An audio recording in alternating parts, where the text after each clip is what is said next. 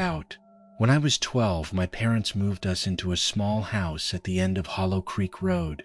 It was the kind of place adults called quiet and kids called dead. No cars passed after sunset, no dogs barked out. Even the trees seemed to hold their breath. The first night, I noticed the mirror in my bedroom. It was old, taller than me, with a cracked wooden frame. Out. My mother said it came with the house and looked charming. I thought it looked hungry. The glass was cloudy around the edges, as if something had breathed on it from the inside. At 11:03 p.m., I woke up. I do not know why I remember the exact time, but I do. The red numbers on my clock glowed beside my bed. My room was cold. Not winter cold, basement cold, grave cold. Then I heard breathing. Out. It was slow and wet, like someone trying not to cry. I pulled my blanket up to my chin and stared into the dark. The sound was behind me, near the mirror. I wanted to turn around. I really did. But some deep animal part of me whispered, "Do not look." So I closed my eyes until morning. Out. At breakfast, I told my parents. My father laughed and said, "Old houses make noises." My mother touched my hair and told me I was just nervous. But my little sister, Emily, stopped chewing. She looked at me and asked, "Did he stand behind you too?" The kitchen went silent. My mother told her not to scare me. Emily looked down at her cereal. She was only 6, but her face had gone pale. Out. That night, I pushed my desk in front of the mirror. Then, I covered it with a bedsheet. I even taped the sheet to the frame, so no corner could fall open. Out. At 11:03, I woke again. The sheet was on the floor. The mirror was clear now, too clear. In the reflection, I saw my bed, my window, my closet, and myself sitting upright with terror frozen on my face. Out. And behind me stood a man. He was tall and thin, wearing a black suit that looked soaked in rain. His head leaned slightly to the left, like his neck was broken. His eyes were huge white circles. Out. His mouth was only a dark line. I could not move. The man raised one long finger and pressed it to his lips. "Do not scream." Then he leaned closer to my reflection, not to me, but to the version of me inside the mirror. His mouth opened wider than any human mouth should open, and he whispered, "Wrong room." I fainted. When I woke, my parents were standing over me. The mirror was covered again. My father looked angry, but this time he was not laughing. There were wet footprints on the wooden floor. They led from the mirror to my bed, then stopped. My mother wanted to throw the mirror away. Out. My father tried. He carried it outside and left it beside the trash cans. I watched from the window as the garbage truck came the next morning. The workers lifted the mirror. One of them suddenly froze. He stared into the glass, then dropped it so hard the frame cracked. He yelled at his partner, and they both backed away. They left without taking it.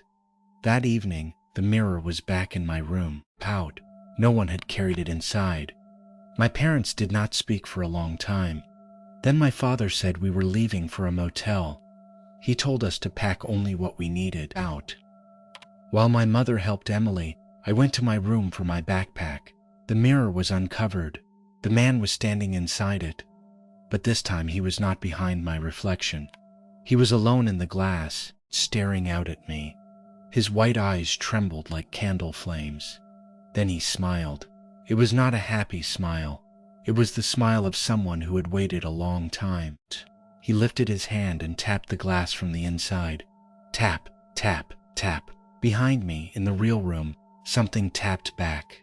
I turned slowly. Emily was standing in the doorway. Out. But she looked wrong. Her head tilted to the left. Her eyes were wide and empty. Her mouth was a dark line. I said her name. She raised one finger to her lips. "Do not scream." From downstairs, my mother called us.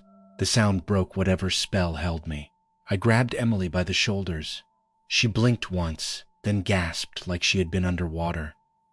"He said I could visit," she whispered. I dragged her downstairs. We left that night. My father locked the door and never went back inside. For years, nobody told me what happened to the house. Nobody wanted to talk about Hollow Creek Road, but I searched for it when I was older. The house had burned down 3 months after we left. The fire report said it started in the upstairs bedroom, the room where I slept, the room with the mirror. They found no bodies inside, only melted glass, black wood, and wet footprints in the ash. I thought that was the end. 20 years passed. I grew up. I moved to the city. I got an apartment on the 10th floor where traffic never stopped and silence could not find me. I learned to sleep with the lights on. I learned not to buy mirrors from antique shops. Then last week, a package arrived. There was no return address.